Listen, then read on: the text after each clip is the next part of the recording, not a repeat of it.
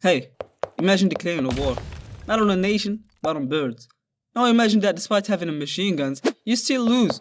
That's not a plot of a comedy movie. This shit really happened, man. Welcome to the Great Emu War of 1932, when the Australian government waged war against emus, and the emus outsmarted them. Now, context. After World War I, Australia gave land to returning veterans for farming. However, by 1932, the Great Depression had hit, and the farmers faced massive economic hardships. To make matters worse, 20,000 emus, large, flightless birds native to Australia, invaded the farmlands of Western Australia, eating crops and destroying fences. The farmers were so desperate and appealed for the government for help.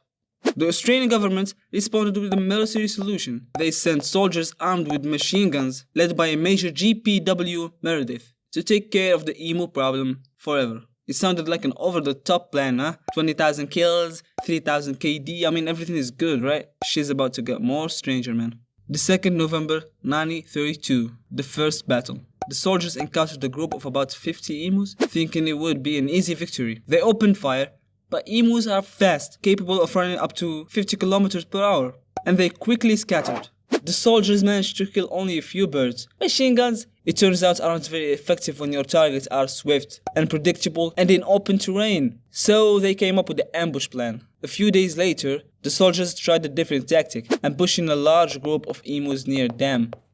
This time, about 1,000 emus were in their sight. As the soldiers fired, the machine gun jammed after killing only a handful. The birds scattered once again, leaving the soldiers frustrated and humiliated. Well, till now in the story, we only talked about the soldiers' side of the story. Let me tell you about the emu tactic. Emus, the tactical geniuses. Despite their reputation as simple animals, they moved in a small group led by a leader that kept watch and alerted the others. Every time the soldiers approached, the Major Meredith later remarked that emus had the maneuvering tactics of trained soldiers. The army is growing in frustration.